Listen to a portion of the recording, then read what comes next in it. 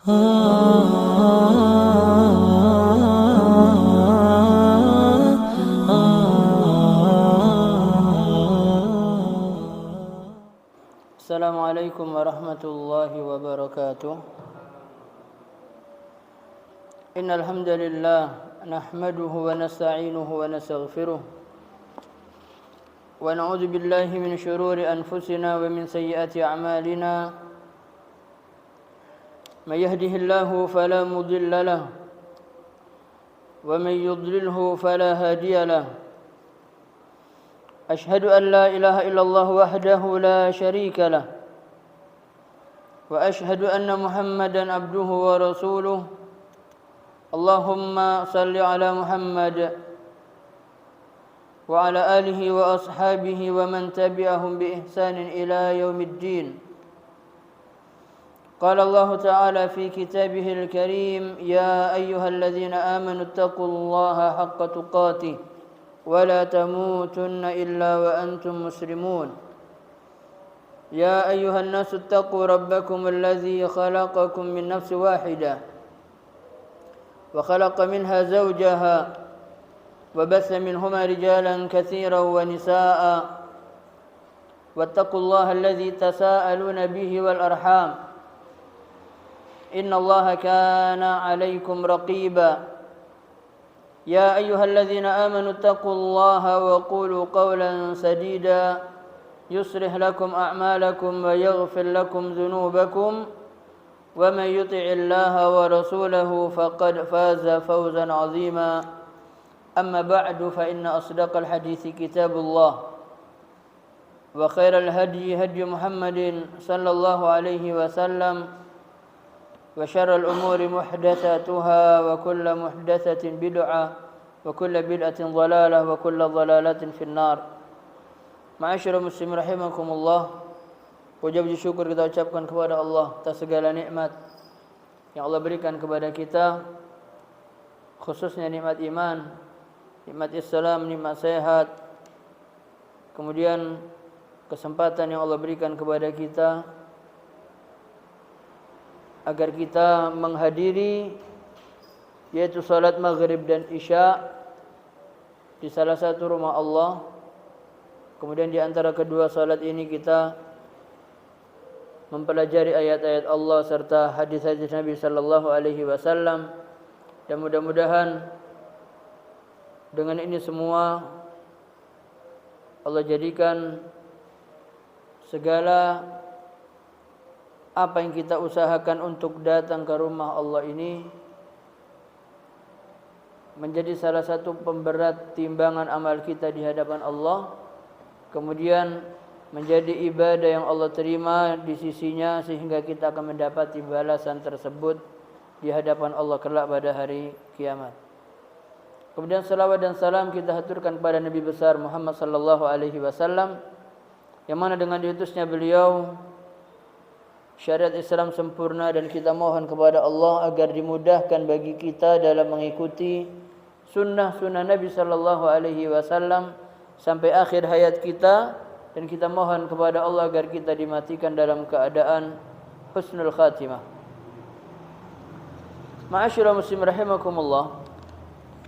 Pada pertemuan kita yang lalu kita membahas tentang banyak ayat-ayat tentang masalah sabar, dan kemudian kita akan membahas tentang hadis-hadis Nabi sallallahu alaihi wasallam yang berkenaan dengan masalah sabar.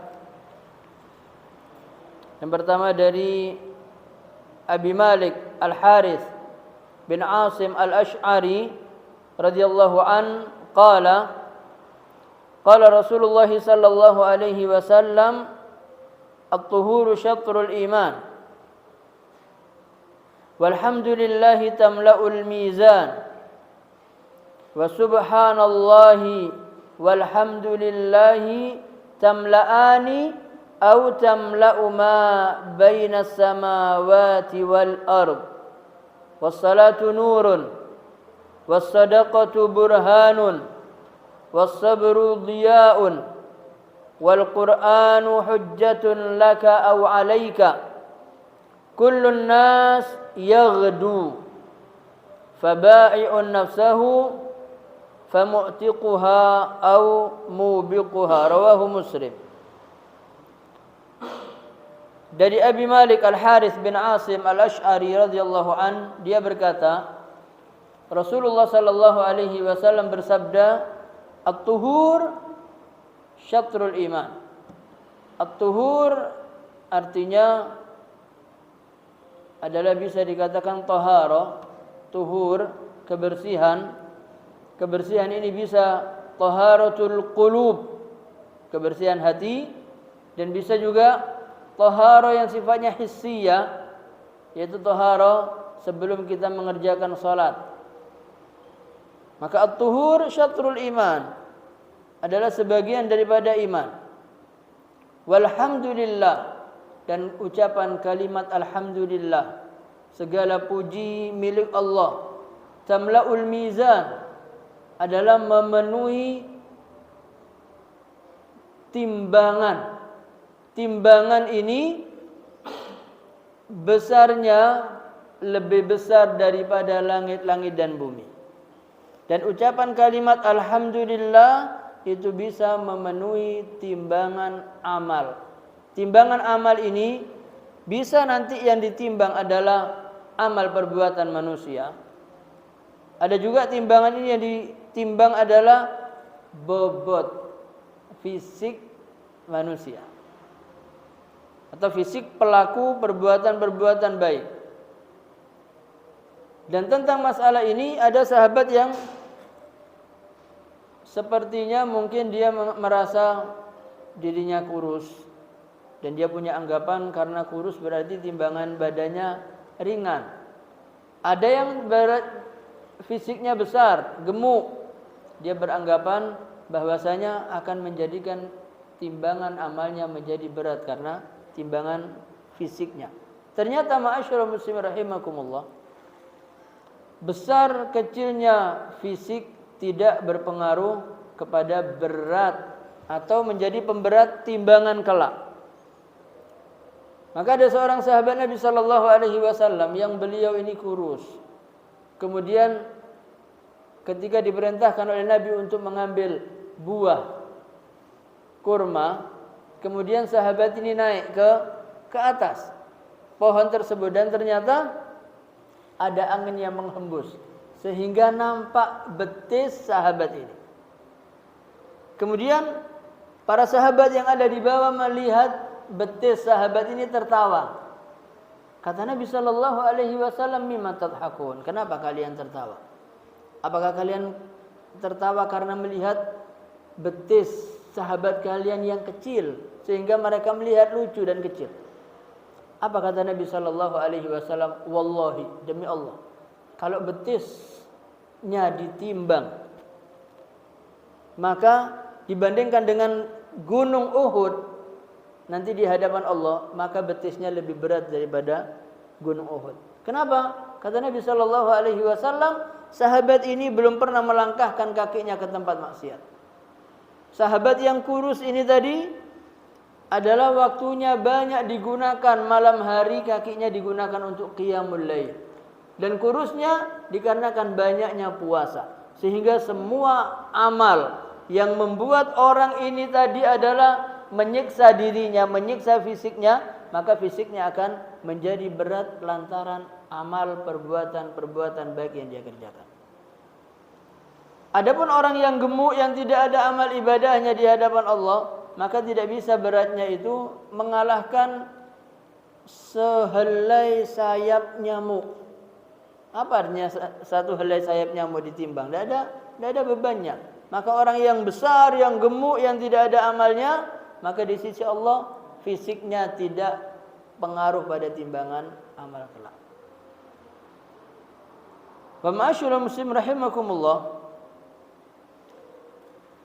Nanti kita akan membahas tentang lembaran amal yang ditimbang, dan sekian banyak lembaran amal manusia yang dicatat kemudian ditimbang. Kemudian timbangan itu untuk orang mukmin itu punya dua tempat. Yang satu untuk amal baik dan yang satunya lagi untuk amal buruk. Dan setiap manusia ini punya lembaran amal yang jumlahnya 99 lembaran amal. Setiap hari dicatat oleh malaikat. Allah katakan ma yalfidhu min qaulin, tidaklah terucap dari seseorang dari ucapan melainkan ladaihi raqibun atid. Di hadapannya ada malaikat raqib, malaikat atid yang selalu mencatat. Mulai bangun tidur, mulai dia balik bangun tidur sampai dia kembali tidur itu dicatat terus. Ucapan dusta ada malaikat yang mencatat ini keburukan.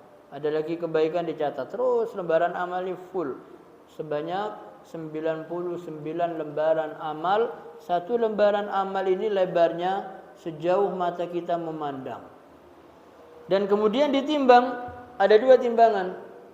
Maka ketika itu Nabi SAW memberikan jatah bagi orang mukmin yang mengucapkan kalimat tauhid la ilaha illallah, maka akan diberikan apa? Paspor atau tiket bertuliskan kalimat la ilaha illallah. Kemudian akan ditimbangkan dengan lembaran amal yang jumlahnya 99 yang sangat berat, yang sangat besar. Maka orang-orang yang akan melihat timbangan amal ini mengatakan, ya Rabb, wahai Tuhanku, apa artinya bitokoh tiket ini tadi dibandingkan lembaran amal yang sekian besarnya?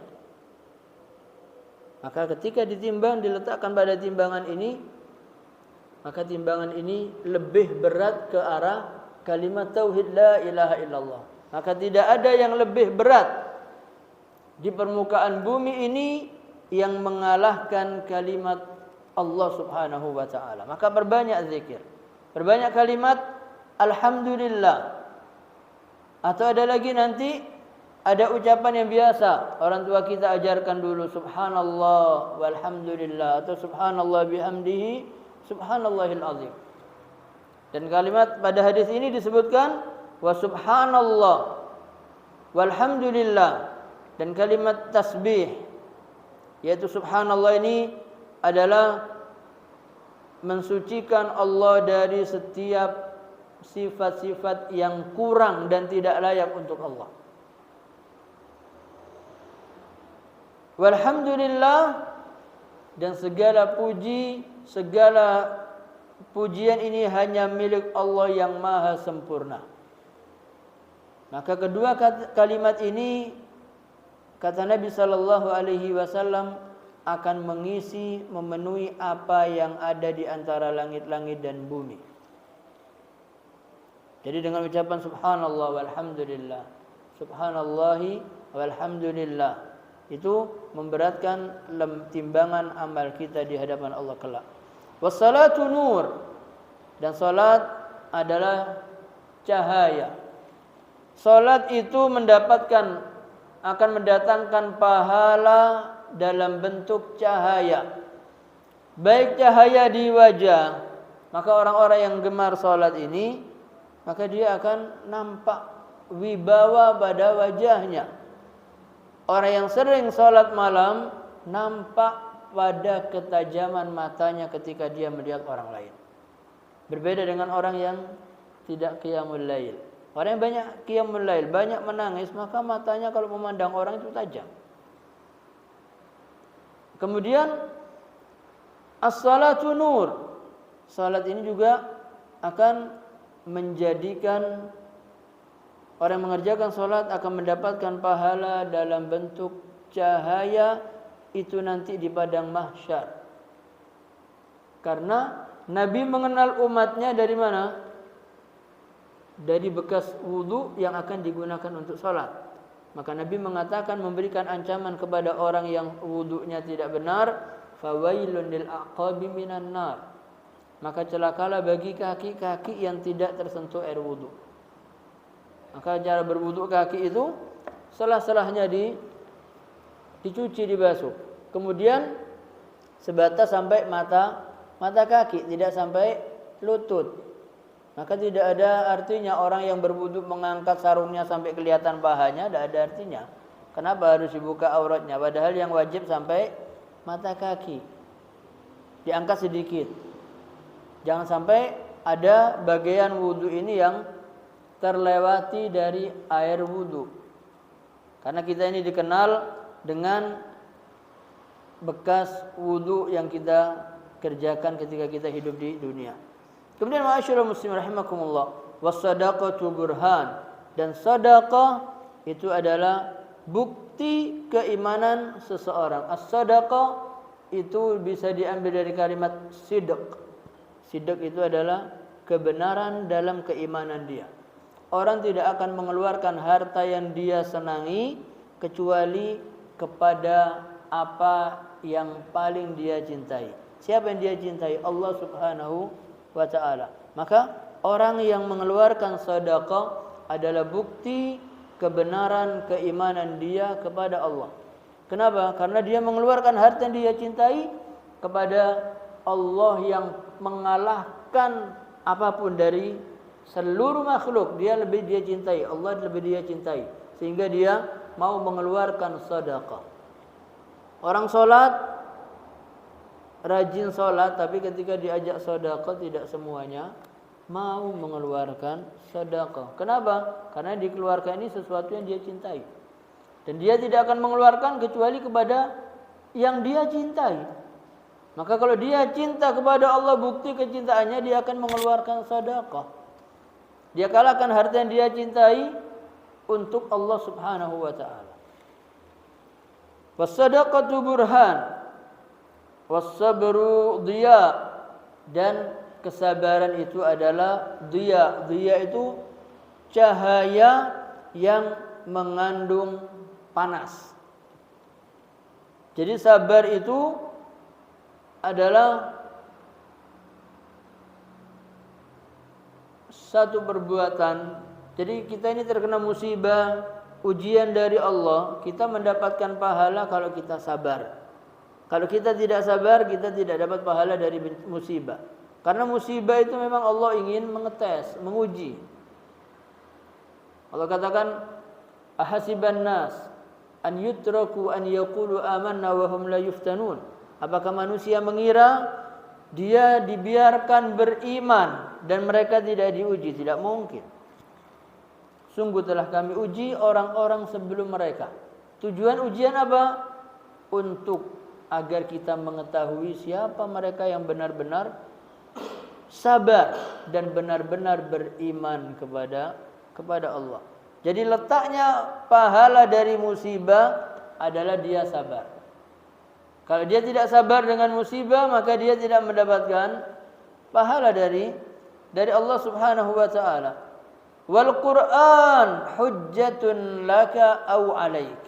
Dan Al-Qur'an ini adalah sebagai hujjah untuk kita di hadapan Allah, atau malah dia sebagai bumerang yang menghujat kita di hadapan Allah. Al-Qur'an itu diturunkan pertama untuk dibaca. Al-Quran itu dibaca. Termasuk orang yang lalai itu adalah orang yang tidak bisa menghatamkan Al-Quran dalam waktu 40 hari. Ini termasuk apa? Orang yang meninggalkan Al-Quran. Jadi minimal kita 40 hari itu sudah hatam Al-Quran. Kalau satu hari satu juz berarti 30 hari kita sudah hatam. Paling lama 40 hari kita menghatamkan Al-Quran. Maka Al-Quran ini akan menjadi hujjah di hadapan Allah. Al-Quran itu dan puasa itu akan memberikan syafaat kepada pelakunya di hadapan Allah pada hari kiamat. Al-Quran akan mengatakan kepada Allah, ya Rabb, aku menghalang-halangi hambamu ini dari tidur malam. Kenapa? Aku sibukkan dia dengan membaca Al-Quran.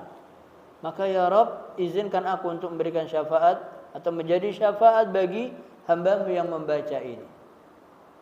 Hujjah lana. Atau dia menjadi hujjah alaina, yang menghujat. Ya Rabb, dia tidak pernah baca aku. Ya Rabb, Al-Quran itu di dalamnya banyak cerita-cerita masa lalu. Sehingga orang-orang yang tidak beriman mereka mengatakan Al-Quran itu asatirul awwalin, hanya dongeng belaka. Ini orang yang tidak beriman. Tentang kisah Ashabul Ukhdud. Bagaimana ceritanya Ashabul Ukhdud? Kita harus mengetahui dan kita harus mengimani, percaya. Ashabul Ras, Ashabus Samud. Kemudian siapa lagi? Ashabul Aika, kaum Tubba. Siapa semua? Semua mereka ini siapa? Al-Quran diturunkan oleh Allah kepada Nabi Muhammad sallallahu alaihi wasallam itu adalah sebagai mukjizat, dan termasuk dia adalah mukjizah baqiyah, yaitu yang kekal sampai hari kiamat. Al-Quran kekal sampai hari kiamat dan tidak akan pernah ada perubahan. Tidak akan ada perubahan. Maka kita ini punya pilihan, kita mau menjadikan Al-Quran ini sebagai hujjah kita di hadapan Allah, atau nanti kita biarkan Al-Quran menghujjah kita. Kita pegang handphone satu hari berapa jam? Membuka Al-Quran dalam satu bulan berapa jam? Jangan satu hari. Pada satu hari baca Al-Kahfi malam Jumat sampai hari Jumat saja dah hatam Al-Kahfi. Nanti mau tidur dianjurkan membaca Al-Muluk. Padahal itu untuk dikatakan Al-Waqiyah, yang menjaga pembacanya dari siksa api neraka. Kita juga tidak mengerjakan. Pada pagi hari apa yang kita baca? Yang kita baca 19 ayat dari surat Ali Imran. Mulai inna fi khalqis samawati wal ardi wa ikhtilafil laili wan nahar la ayatin liulil albab, sampai ya ayyuhalladzina amanu sabiru wa sabiru wa rabitu wattaqullaha la'allakum turhamun. Sampai itu selesai. Jadi kurang lebih 1 halaman setengah. Itu yang diperintahkan untuk dibaca setiap pagi. Al-Qur'annya kita sibukkan diri kita dengan membaca Al-Quran. Belum lagi yang kita hafal. Karena Allah subhanahu wa ta'ala akan mengatakan kepada orang-orang yang membaca Al-Quran. Kata Allah subhanahu wa ta'ala, Iqra, baca. Warattil, dan bacalah secara tartil. Sebagaimana kamu dulu di dunia membaca Al-Quran secara tartil. Dan derajat ini tingkatannya tergantung dari banyaknya Al-Quran yang dia hafal dan dia baca. Maka ini pengaruh sekali. Jadi kalau kita jarang baca Al-Quran, Al-Qurannya juga akan menuntut kita di hadapan Allah subhanahu wa ta'ala. Dan mudah-mudahan kita yang hadir termasuk dalam golongan orang-orang yang memanfaatkan supaya Al-Quran menjadi hujjah kita kepada Allah subhanahu wa ta'ala. Kemudian ma'asyiral muslim rahimakumullah, kullun nasi yaghdu, setiap orang pada pagi hari dia akan pergi keluar dari rumahnya. Atau pergi ini dalam kondisi dia bangun tidur. Setelah bangun tidur, orang muslim, orang mukmin, dia akan memulai aktivitasnya dengan ambil air wudu, at-tahur, taharah, bersuci, kemudian dia pergi untuk mengerjakan salat. Itu orang mukmin. Dimulai dari baik itu salat malam atau mulai dengan salat subuh. Fabai'un nafsahu, maka setiap orang akan menjual dirinya. Menjual dirinya kepada siapa? Kepada Allah. Setiap kita akan menjual diri kita kepada Allah. Fabai'un nafsahu famu'tiquha, maka dia akan membebaskan dirinya, menyelamatkan dirinya, atau dia akan membinasakan dirinya. Membebaskan dirinya dari api neraka artinya dia akan melakukan ketaatan kepada Allah. Allah subhanahu wa ta'ala menyebutkan innallaha ashtara minal mu'minin, sesungguhnya Allah telah membeli dari orang-orang mukmin apanya? Hartanya, jiwanya. Dengan apa bayarannya? Bi anna lahumul jannah, surga. Allah membeli diri kita ini dengan surga. Apa yang dijual? Yang dijual adalah jiwanya dan hartanya serta ibadah-ibadahnya. Maka manusia dua pilihan. Dia menjaga dirinya atau dia membinasakan dirinya. Kalau dia membinasakan dirinya, maka dia meninggalkan ketaatan-ketaatan kepada Allah. Dia tidak sholat, dia tidak beribadah, dia meninggalkan baca Al-Quran. dia tidak mau sedekah, maka ini membinasakan dirinya. Sementara orang-orang yang menyelamatkan dirinya dimulai dari bangun tidur, dia ambil air wudu, dia bersuci, kemudian dia salat. Kemudian setelah itu dia mulai, kata Nabi sallallahu alaihi wasallam tentang orang-orang yang di pagi harinya, yaitu dia membaca Allahumma inni asbahtu. Pada masuk pagi hari dia berdoa Allahumma inni asbahtu. Ya Allah, aku telah masuk waktu pagi.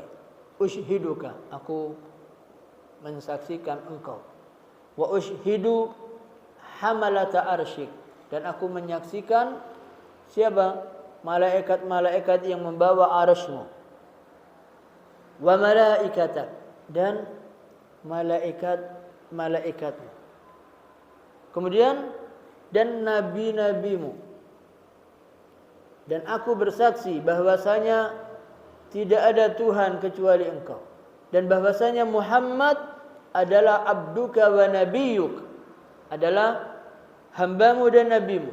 Kata Nabi sallallahu alaihi wasallam, barang siapa di pagi hari membaca doa ini sekali, maka kata Nabi dia telah membebaskan dirinya 1/4 dari api neraka. 1/4 tubuhnya dia selamatkan dari api neraka. Barang siapa yang membacanya 2 kali, kata Nabi sallallahu alaihi wasallam, dia sama dengan membebaskan setengah dari tubuhnya dari api neraka. Barang siapa yang mengatakan 3 kali ucapan ini, sama saja dia membebaskan 3/4 dari tubuhnya dari api neraka. Dan barang siapa yang membaca ini 4 kali dalam waktu pagi, kata Nabi sallallahu alaihi wasallam, dia membebaskan dirinya seluruhnya dari api neraka. Maka kata Nabi, setiap orang itu akan pergi keluar di pagi hari dan dia menjual dirinya kepada Allah. Ada yang mereka menyelamatkan dirinya dan ada yang mereka membinasakan dirinya. Kemudian ma'asyiral muslimin rahimakumullah, kita mulai pada pembahasan hadis ini. Dikatakan oleh Nabi sallallahu alaihi wasallam, subhanallah walhamdulillah. Subhanallah ini adalah bentuk ucapan bahwasanya dia mensucikan Allah dari segala bentuk kesyirikan dan dari pada sifat-sifat kurang pada Allah Subhanahu wa taala. Dan alhamdulillah, kalimat alhamdulillah ini menunjukkan pujian yang indah kepada Allah dan bahwasanya Allah Subhanahu wa taala tidak ada sifat yang kurang sedikit pun. Dan kalimat subhanallah walhamdulillah faqad jama'at baina at-takhliyati wat tahliyah. Dia telah mengumpulkan ungkapan membebaskan atau melepaskan sifat-sifat kurang atas Allah, dan kemudian at-tahliyah itu mengindahkan Allah Subhanahu wa taala. Fattasbihu huwa tanzihu Allah amma la yaliqu bihi fi asma'i wa sifatihi wa af'ali wa ahkami. Namanya tasbih itu adalah membersihkan apa saja yang tidak layak bagi Allah dalam asma-asma Allah, dalam sifat-sifat Allah, dalam perbuatan-perbuatan Allah, dan juga dalam hukum-hukum Allah. Ma'asyiral muslimin rahimakumullah, Nabi sallallahu alaihi wasallam memberikan contoh kepada kita. Kita ini kalau mendapatkan nikmat, kita akan mengatakan alhamdulillahilladzi bi ni'matihi tatimmus shalihat. Segala puji bagi Allah yang mana dengan nikmatnya akan sempurna semua kebaikan-kebaikan. Kita mendapatkan nikmat, kita akan mengucapkan alhamdulillah. Selalu alhamdulillah. Tapi ketika menimpa kepada kita apa yang tidak kita kehendaki, apa yang kita ucapkan? Kita ucapkan marah, sambat, menjelek-jelekkan, atau kita tetap mengucapkan alhamdulillah. Maka Nabi memberikan satu ucapan bagi orang yang mendapatkan sesuatu yang tidak dia inginkan. Nabi tetap memuji Allah, alhamdulillahi ala kulli hal. Alhamdulillah ala kulli hal. Segala puji bagi Allah atas segala keadaan. Bagaimanapun keadaannya tetap kita memuji Allah, karena Allah memang layak untuk dipuji. Kita mengharapkan 1, 2, 3 ternyata kita tidak mendapatkan, tetap ucapkan alhamdulillah ala kulli hal. Itu yang menjadi ucapan bagi orang mukmin, dan ini dicontohkan oleh Nabi sallallahu alaihi wasallam. Kemudian ma'asyiral muslim rahimakumullah. Dan walahul kamal an kulli aib, dan bagi Allah Subhanahu wa taala kesempurnaan, baik itu dari asmaul husna. Allah katakan walillahil asmaul husna. Dan milik Allah segala nama-nama yang baik, dan setiap nama akan mencerminkan sifat. Allahu Ar-Rahman, Allah Maha Rahman, Allah Maha Rahim, dan Allah buktikan segala kasih sayang Allah satu saja rahmat. Kata Nabi, anggap rahmat Allah itu ada 100. Satu rahmat Allah berikan kepada seluruh makhluk Allah yang ada di muka bumi. Akhirnya yang ada ayam betina yang penakut, ketika punya anak dia menjadi pemberani. Kenapa? Allah berikan satu rahmat dibagi kepada seluruh alam, kepada seluruh makhluk Allah yang ada di muka bumi. Pernah melihat keistimewaan hewan berang-berang? Hewan berang-berang ini, dia kalau dia punya anak, luar biasa, Masya Allah, Masya Allah. Dia berenang dan menjadikan tubuhnya ini sebagai pelampung dan tempat tidur yang nyaman buat anaknya. Kemudian anaknya dipeluk di atas perutnya dengan menghadap ke atas langit. Dengan lembut sampai si anak ini tidur. Rahmat Allah satu saja diberikan di muka bumi, itu yang terjadi. Dan burung elang, belum ada ceritanya hewan itu membunuh anaknya. Hewan buas, harimau tidak membunuh anaknya. Singa tidak membunuh anaknya. Tapi yang heran sekarang manusia membunuh anaknya. Kenapa manusia membunuh anaknya? Karena manusia itu tidak bersyukur kepada Allah. Nabi sallallahu alaihi wasallam mengatakan dalam sebuah hadis, "Mal faqru akhsha alaikum." Bukan kefakiran yang aku khawatirkan menimpa kalian. Kalau kalian ditimpa fakir, kesusahan, kemiskinan, mungkin kalian masih sabar. Karena memang tidak punya untuk sesuatu yang membuat dia sombong. Tapi yang aku khawatirkan, kata Nabi sallallahu alaihi wasallam, dibuka gemerlapan dunia, keindahan dunia, kekayaan dunia, dan kalian genggam dunia ini dan ada pada hati kalian. Itu yang aku khawatirkan terjadi kepada kalian. Sehingga kalau ini menimpa kepada kalian, maka yang ada kalian akan saling berlomba-lomba. Kalian akan saling iri dan kalian akan binasa sebagaimana umat-umat kalian, umat-umat sebelum kalian dulu, mereka berlomba-lomba urusan harta, mereka akhirnya saling membunuh. Dan sekarang ini peperangan antar manusia bukan karena agama, yang ada karena kekayaan, karena dunia. Negara kita sekarang dijajah karena apa? Ada kekayaan yang ada dalam negeri kita. Mempersiapkan Amerikanya masuk, Cinanya masuk, siap. Kita ini seperti santapan.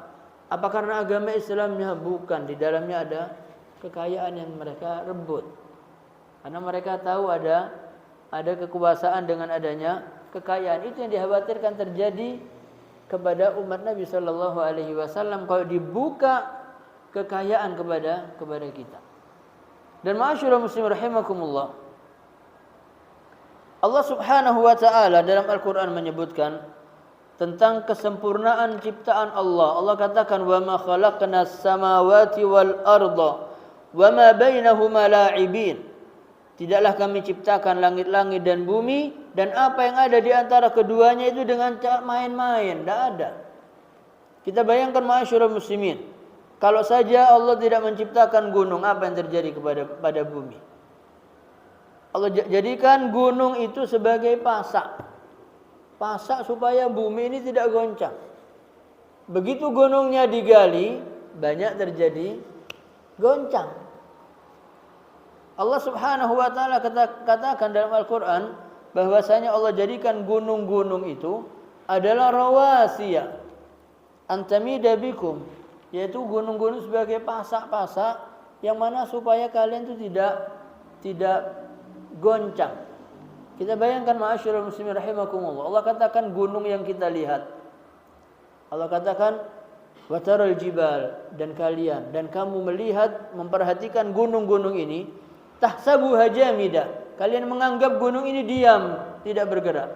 Tapi kata Allah wahiya tamurru marras sahab, padahal gunung ini berjalan terus. Gunung ini berjalan, tapi kita tidak merasakan gunung ini berjalan. Dan tidak ada sesuatu yang Allah ciptakan sia-sia.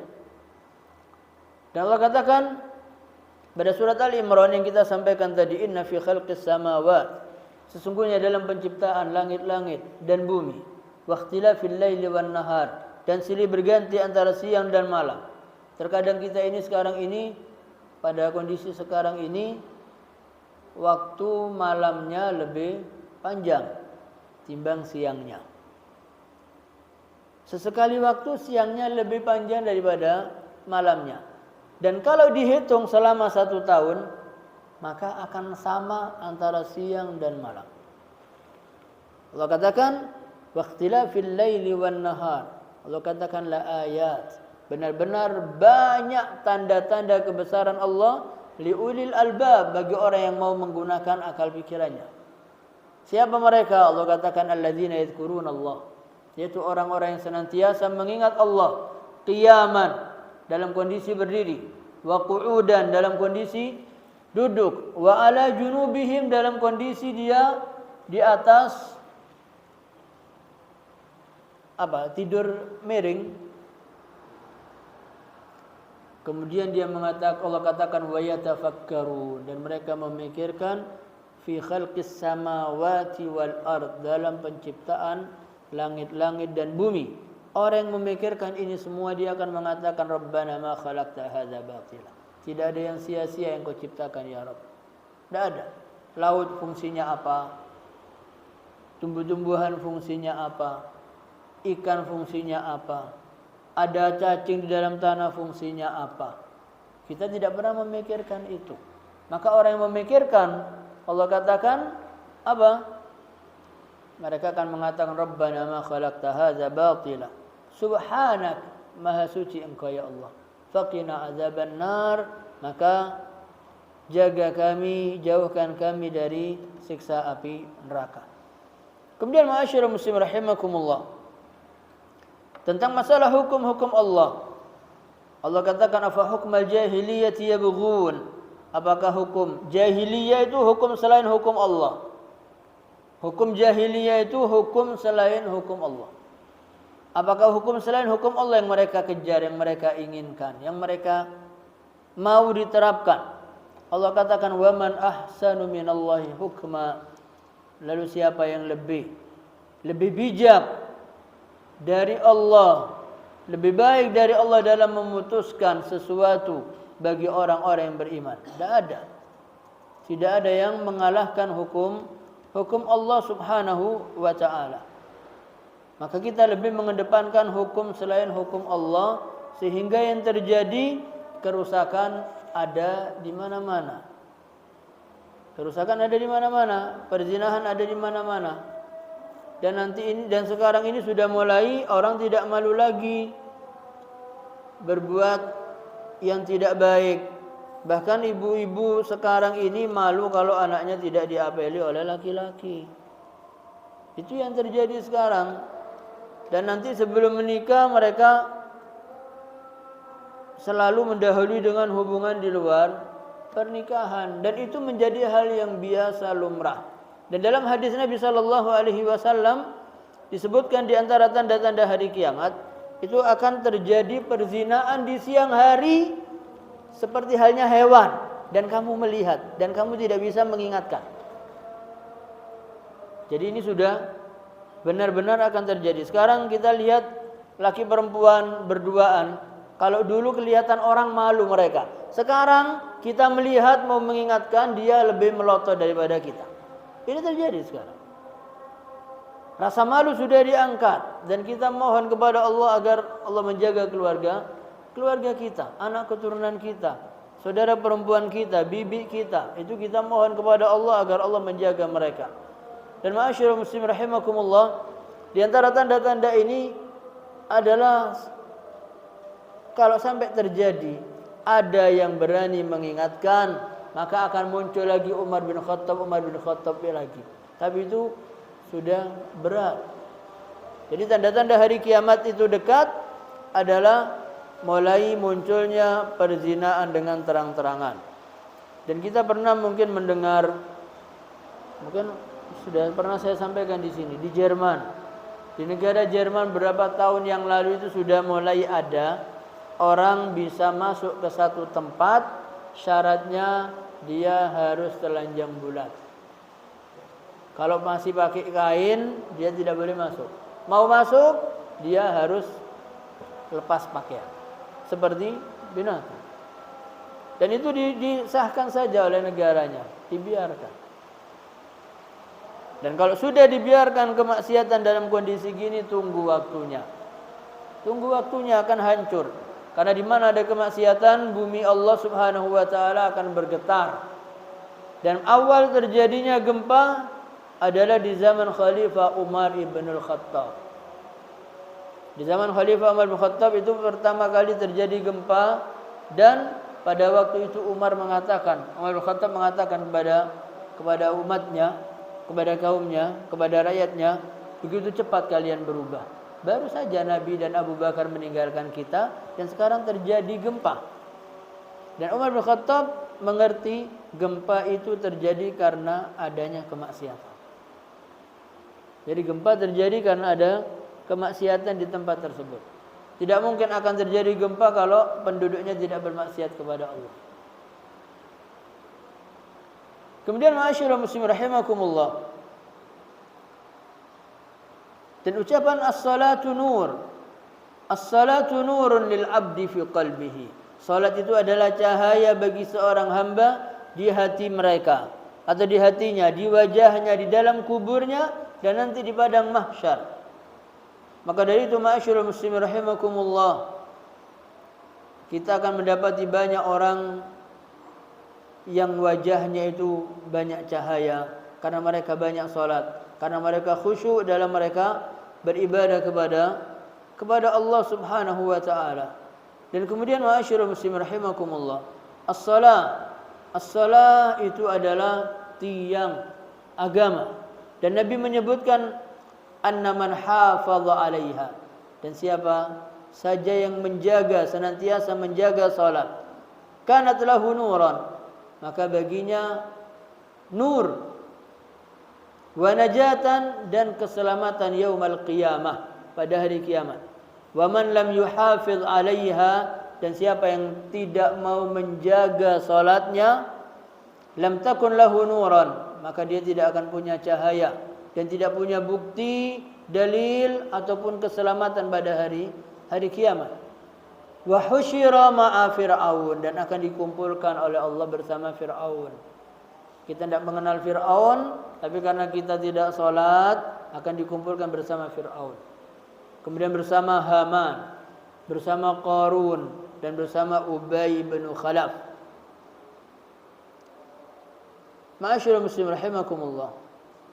Adapun sabar, as-sabar dikatakan oleh Nabi sallallahu alaihi wasallam dia adalah cahaya. Tapi cahaya ini punya panas. Allah katakan beda antara nur dan diya. Allah katakan dalam Al-Qur'an, huwallazi ja'ala asy-syamsa diya'a. Dialah Allah yang menjadikan matahari itu ada cahayanya dan cahayanya ada panasnya. Wal qamar nur, dan bulan itu memiliki cahaya tapi tidak punya panas. Itu di Al-Qur'an sudah disebutkan. Kemudian ma'asyiral muslimin rahimakumullah, Ad-diya dalam kesabaran ini adalah karena orang yang sedang menahan dirinya dari musibah dan dia sabar, maka sabar ini adalah membawa panas dalam hatinya, dalam dia menahan rasa sakit, menahan ujian yang Allah berikan kepadanya. Maka ini dibutuhkan, dikatakan oleh Allah, oleh Nabi sallallahu alaihi wasallam, as-sabru diya, yaitu cahaya yang mengandung panas. Kemudian ma'asyiral muslimin rahimakumullah, Nabi sallallahu alaihi wasallam kembali menyebutkan was-sadaqatu burhan. As-sadaqah burhan, yaitu bukti akan keimanan seseorang. Dan dia dikeluarkan, sedekah ini dikeluarkan adalah dalam rangka mendekatkan diri kepada Allah. Untuk siapa sedekah ini? Kita ini terkadang biasa sedekah, kita ini salah urutan. Kita ini salah mengeluarkan sedekah, ini kita salah, selalu saja salah. Kenapa salahnya? Salahnya kita mengeluarkan sedekah ini kepada orang lain dan sementara keluarga kita masih membutuhkan. Allah katakan innamas sadaqat. Atau ketika ditanya wa yas'alunaka madza yunfiqun, qulil 'afu. Kemudian kata Allah Subhanahu wa taala, urutan-urutan itu untuk siapa saja? Untuk keluarga dulu yang terdekat. Sampai membantu anak yatim, Allah pertegas lagi, yatiman za maqrabatin. Yang dibantu pertama anak yatim yang ada hubungan kerabat. Kita selalu memberikan panti asuhan anak yatim, padahal keponakannya ada yang yatim. Orang fakir, dia berikan fuqara, tapi keluarganya masih ada yang membutuhkan.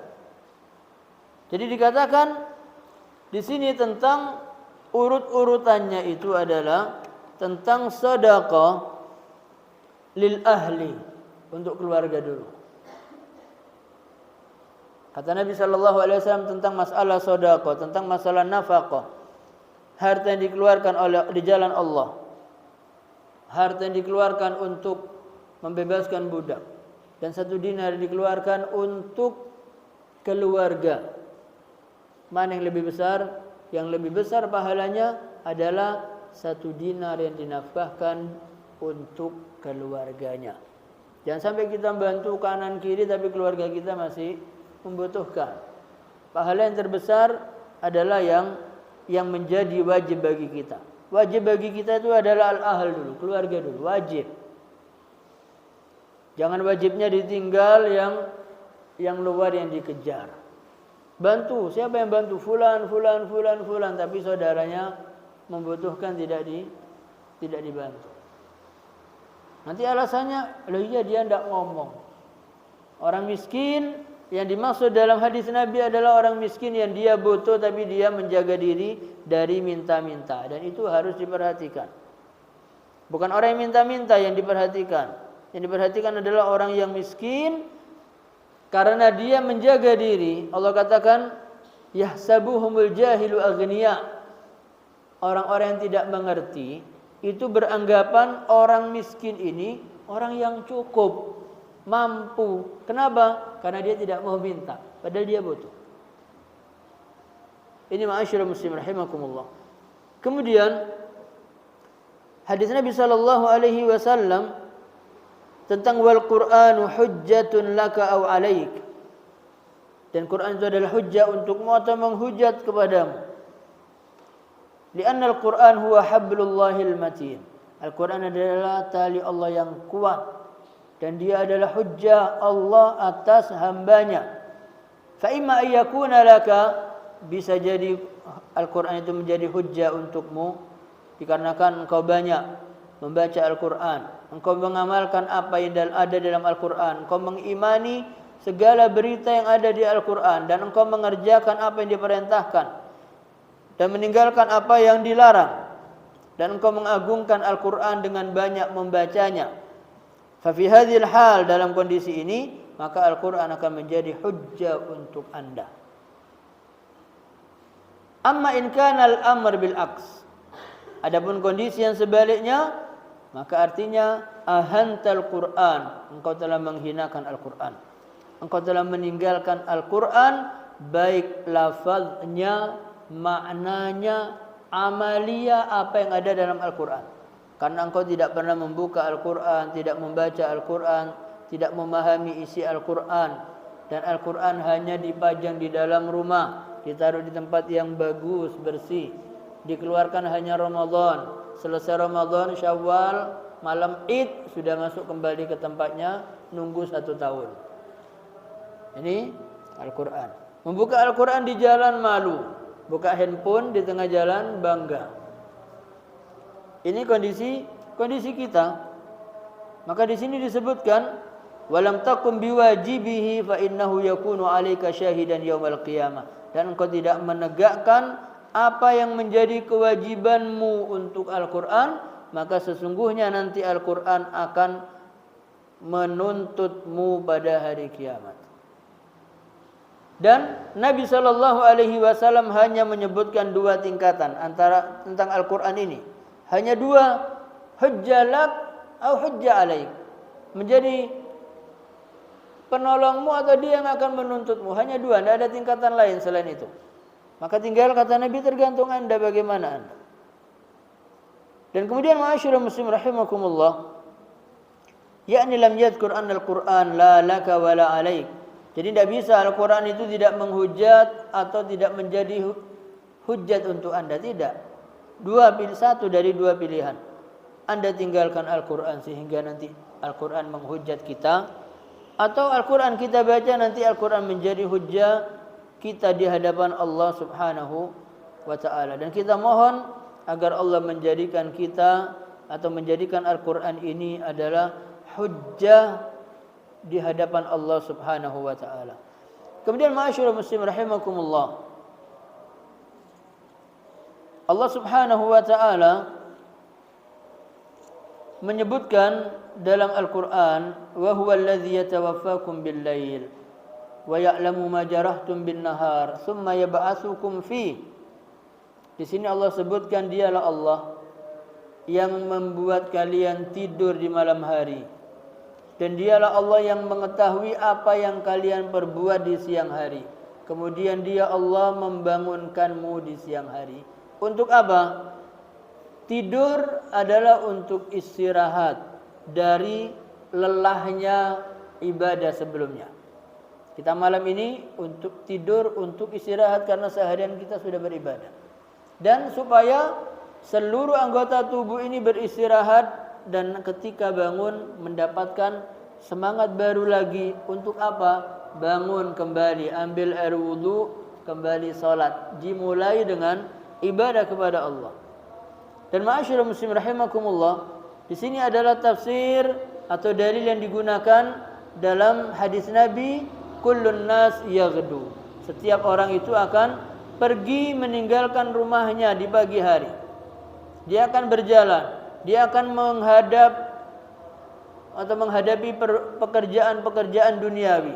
Maka selalu orang muslim dia akan memulai dengan ambil air wudu, salat, kemudian dia mulai keluar rumah. Keluar rumah nanti di sini, maka Nabi mengatakan dia ini menjual dirinya kepada Allah, baik dia nanti menyelamatkan dirinya atau dia akan membinasakan dirinya sendiri. Ma'asyiral muslim rahimakumullah, ini kita baru membahas satu hadis yang ada pada syarah Riyadhus Shalihin. Kemudian dalam bab sabar.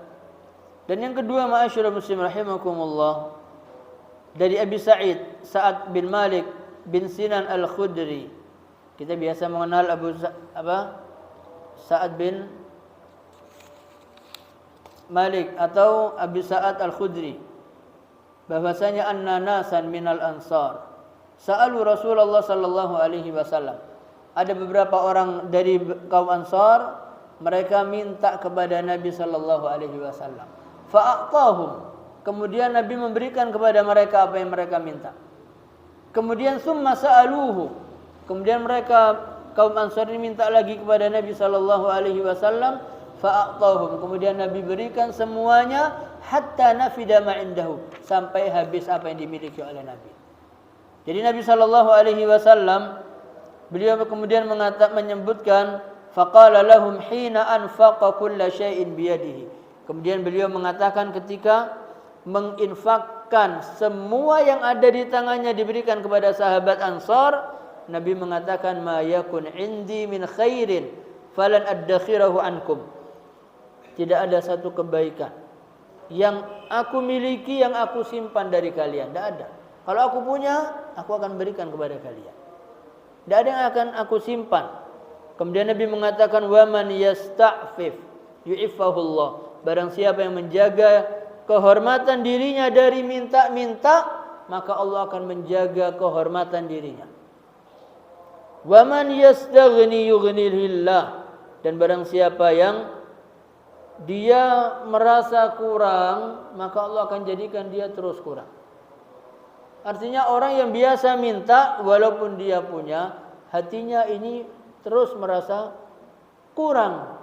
Diberi sekian dia merasa kurang, terus dia akan minta-minta. Kenapa? Karena dia tidak bisa menjaga dirinya dari minta-minta. Wa man yatasabbar. Barang siapa yang berusaha untuk sabar, yusabbirhullah, Allah akan menjadikan dia sabar. Wa ma u'tiya ahadun ata'an.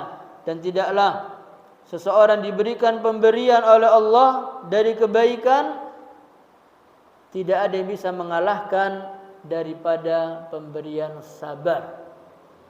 Ma'asyiral muslimin rahimakumullah. Memang sahabat Nabi sallallahu alaihi wasallam, dan Nabi sallallahu alaihi wasallam ini Allah sebutkan bahwasanya mereka ini wa yu'thiruna ala anfusihim walau kana bihim khasasa. Karakter sahabat Nabi itu adalah akan lebih mementingkan urusan orang lain walaupun dia sendiri dalam kondisi tidak ada. Sayyidah Aisyah pernah kita sampaikan pada pertemuan kita yang lalu. Pernah sekali waktu Sayyidah Aisyah kedatangan seorang perempuan yang minta-minta. Kebetulan memang perempuan ini tidak punya apa-apa, habis hartanya, habis makanannya, dan dia punya 2 anak perempuan. Datang ke rumah Sayyidah Aisyah, minta. Kemudian oleh Sayyidah Aisyah diceritakan bahwasanya Sayyidah Aisyah tidak punya apa-apa kecuali 1 buah kurma dalam rumahnya. Butuh? Sayyidah Aisyah butuh. Butuh karena punya 1. Tapi begitu ada yang minta, diberikan. Maka kita tidak usah malu kalau kita punyanya hanya masakan tadi malam. Ada orang minta, jangan berikan. Ini contoh dari Nabi sallallahu alaihi wasallam, dari Aisyah radhiyallahu anha, 1 biji kurma, 1 buah kurma. Sebetulnya beliau juga butuh. Tapi diberikan kepada wanita ini. Wanita ini butuh, tapi dia dahulukan anaknya yang 2, dia potong jadi 2 bagian. Kemudian pergi. Pada hadis yang lain, pada waktu yang lain juga datang kepada Sayyidah Aisyah wanita ini dalam kondisi lapar minta makan dengan putrinya 2. Kemudian Sayyidah Aisyah kebetulan ada di rumahnya 3 kurma. Tiga-tiganya diberikan. Kemudian Sayyidah Aisyah mengatakan cerita yang luar biasa ini kepada Nabi. Ketika itu ibu ini membagi kurma yang 3, 1 diberikan kepada anak yang pertama, yang 1 diberikan anak yang kedua. Kedua anak ini mau makan. Begitu mau habis, ibu ini baru ngangkat kurma diarahkan ke mulutnya. Kedua anak ini mengatakan, ibu saya masih belum. Tidak jadi dimakan, dibagi lagi kepada anak yang pertama dan kedua. Jadi anaknya mendapat bagian 1,5 kurma, sementara ibunya tidak punya apa-apa, tidak makan apa-apa. Apa kata Nabi sallallahu alaihi wasallam ketika Aisyah menceritakan kepada beliau? Nabi mengatakan, sesungguhnya Allah mewajibkan untuk memasukkan wanita ini ke dalam surga. Karena apa? Kasih sayang. Dan lebih mendahulukan urusan yang lain daripada dirinya sendiri. Atau kata Nabi sallallahu alaihi wasallam, Allah menyelamatkan perempuan ini dari api neraka. Kenapa? Dalam kondisi dia tidak punya, dia tetap berbuat baik kepada anak perempuannya yang lemah. Dan Nabi sallallahu alaihi wasallam, kita bayangkan Nabi ini pernah hidup kaya. Dan Nabi hidup pada waktu menjadi seorang nabi, menjadi seorang rasul, dan kehidupan Nabi sallallahu alaihi wasallam terkadang punya banyak harta, diberikan habis untuk sahabatnya sampai Nabi pulang di rumahnya tidak punya apa-apa. Karena tidak ada apa-apa di rumahnya, diganjal batu. Sehari tidak makan 1 batu, 2 hari tidak makan 2 batu diikatkan di perutnya. Maka ketika putrinya datang menghadap kepada ayahnya, kepada Nabi sallallahu alaihi wasallam, mengatakan, "Wahai ayahku, kami belum makan. Cucu Anda Hasan Husain belum makan. Tidak ada makan di rumah." Diambil tangan Fatimah, diletakkan ke perut Nabi dan ada 3 batu. Berarti Nabi 3 hari tidak makan. Nabi kalau pulang ke rumah tanya, ada bisa dimakan? Tidak ada. Nabi mengatakan, kalau begitu aku puasa. Ini Nabi ma'asyiral muslimin. Dan sahabat-sahabat Nabi tidak mendapatkan harta yang bergelimbangan seperti kita. Ada yang kaya, ada yang miskin. Tapi mereka begitu ada harta langsung dicari jalan wakaf. Wakaf, cari wakaf. Apa butuhnya wakaf? Apa butuhnya wakaf? Bukan untuk memperkaya diri, tidak menyimpan yang banyak. Dan Nabi mengatakan, kalian ini adalah orang-orang yang senang dan cinta kepada harta waris. Sahabat mengatakan, tidak ya Rasulullah. Kita ini cinta harta kita sendiri. Kata Nabi, kalian ini cinta harta waris. Kita ini cinta harta waris apa tidak? Kita ini mana yang lebih kita cintai? Dengan jujur, kita ini cinta harta waris apa harta kita? Kita ini masih cinta harta waris. Kenapa cinta harta waris? Kita gemar menabung. Apa yang kita simpan, kalau kita meninggal, ini menjadi harta waris. Harta kita yang sesungguhnya adalah harta yang kita keluarkan di jalan Allah. Itu harta kita yang hakiki. Kata Nabi sallallahu alaihi wasallam, kalian lebih cinta harta waris. Harta kalian yang sesungguhnya apa yang kalian infakkan di jalan Allah, apa yang kalian nafkahkan. Sementara harta yang kalian simpan, maka nanti akan dibuat rebutan oleh anak-anak atau ahli warisnya. Iya, kalau ahli warisnya mau melanjutkan. Oh iya ayah saya, oh iya ibu saya, ini saya wakafkan dengan nama orang tua saya. Iya kalau begitu. Nanti baru meninggal, belum sempat dimandikan, belum dikafani, harta ahli warisnya sudah memperebutkan harta waris. Ini yang kita usahakan. Kita usaha siang malam cari kekayaan untuk anak-anak kita. Pertanyaan kita, untuk kita yang mana? Untuk kita sendiri yang mana? Harta kita yang sungguhnya yang mana? Yang kita infakkan. Apa yang sudah kita infakkan di jalan Allah? Seberapa banyak dibandingkan harta kita yang ada yang kita simpan? Punya rumah, punya sawah, punya ini, punya itu. Meninggal habis, dibuat bagi waris. Dan kita menghadap kepada Allah dengan apa? Dengan sholat, dengan ini. Dan harta yang paling banyak pahalanya itu, walaupun kita sudah meninggal, kata Nabi sallallahu alaihi wasallam, jika manusia meninggal, seluruh amalnya putus. Sudah tidak bisa sholat, sudah tidak bisa puasa, sudah tidak bisa lagi haji, sudah tidak bisa lagi umrah, tidak bisa lagi baca Al-Quran, putus. Kecuali 3 yang tetap nyampe. 1, sedekah jariyah. Jelas sudah. Karena orang yang meninggal itu minta kepada Allah supaya dibangkitkan kembali. Supaya apa? As-sadaq. Supaya aku sedekah. Minta dibangkitkan supaya dia bisa sedekah, karena tidak punya harta di hadapan Allah. Ya Allah, bangkitkan aku supaya aku bisa sedekah. Itu yang pertama. Jadi sedekah jariyah, ilmu yang bermanfaat yang dia amalkan. Jadi ilmu itu diamalkan. Kata Nabi, ballighu anni walau ayah. Sampaikan dariku tentang aku walaupun hanya satu ayat. Maka perbedaan kita ini, kita mengaji dengan kajian. Ngaji dengan kajian itu sama apa berbeda? Sama atau berbeda mengaji dengan kajian? Berbeda. Kalau kajian itu ya sifatnya seperti ini.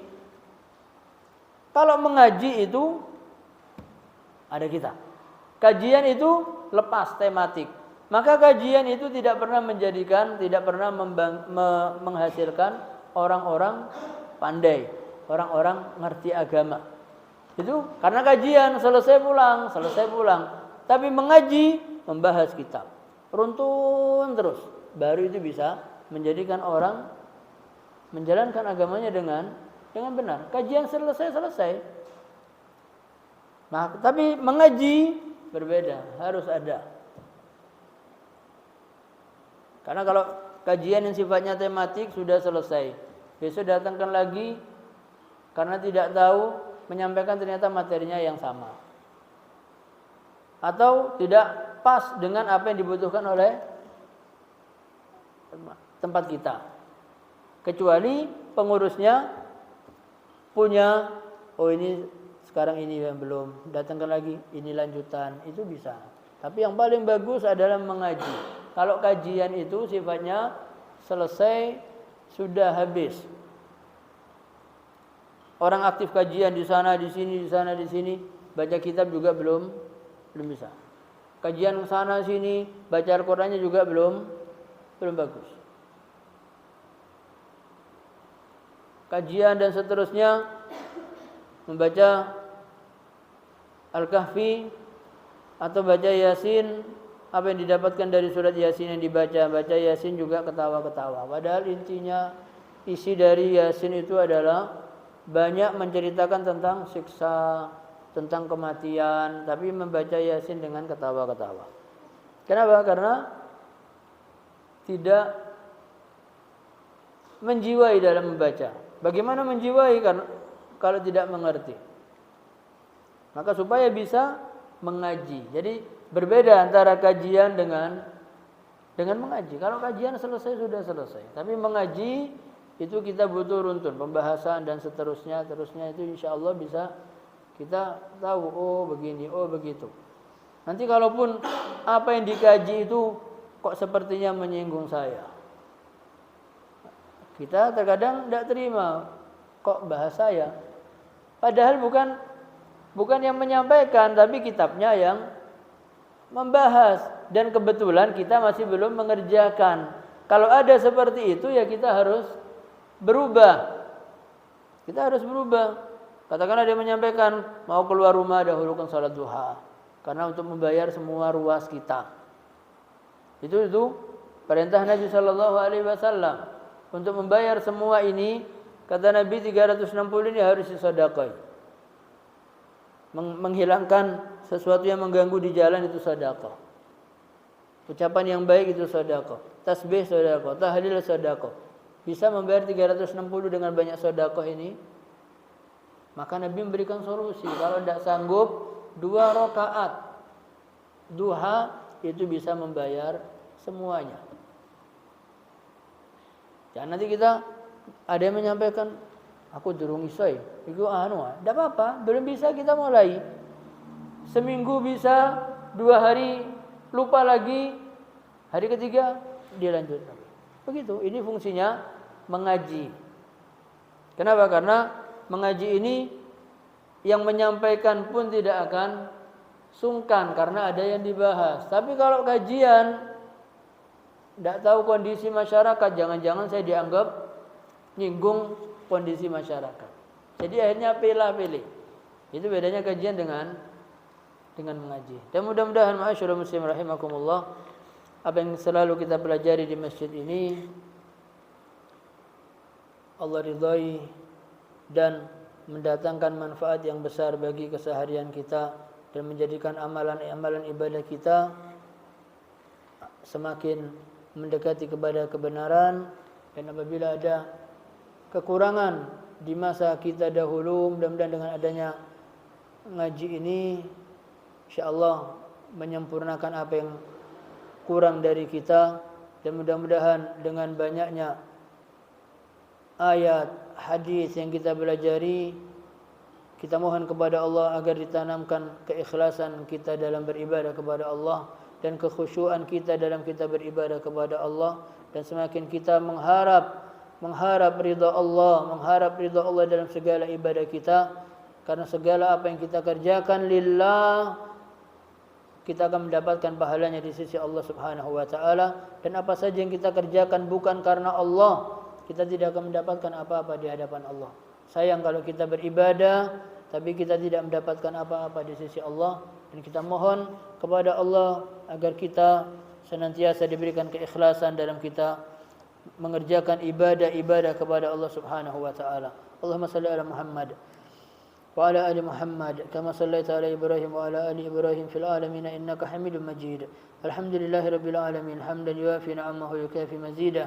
Ya Rabbana lakal hamdu wa lakal syukru kama yanbaghi li jalali wajhikal karim wa 'azimi sultanik. Allahumma ja'al jam'ana hadha jam'an marhuma wa tafarruqana min ba'dihi tafarruqan ma'suma. Allahumma la tada' lana fi maqamina hadha dhanban illa ghafartah wa la hamman illa farajtah wa la 'aiban illa satartah wa la maridan illa shafaitah wa la aqiman illa razaqtah wa la dhalan illa hadaitah wa la 'asiran illa yassartah ولا فقيرا إلا أغنيته ولا سؤالا إلا أعطيته ولا دينا إلا قضيته ولا حاجة من حوائج الدنيا والآخرة إلا قضيتها ويسرتها برحمتك أرحم الراحمين. اللهم إنا نسألك الجنة وما قرب إليها من قول وعمل ونعوذ بك من النار وما قرب إليها من قول وعمل. اللهم إنا نسألك حسن الخاتمة اللهم إنا نسألك حسن الخاتمة ونعوذ بك من سوء الخاتمة. ربنا اغفر لنا ذنوبنا وذنوب والدينا وارحمهم كما ربونا صغارا. ربنا اغفر لنا ذنوبنا وذنوب والدينا وارحمهم كما ربونا صغارا. رب اجعلنا مقيم الصلاة ومن ذرياتنا ربنا وتقبل دعاء. ربنا تقبل منا إنك أنت السميع العليم وتب علينا إنك أنت التواب الرحيم. وصلى الله على سيدنا محمد وعلى آله وصحبه وسلم. وآخر دعوانا أن الحمد لله رب العالمين. سبحانك اللهم ربنا بحمدك أشهد أن لا إله إلا أنت أستغفرك وأتوب إليك. السلام عليكم ورحمة الله وبركاته.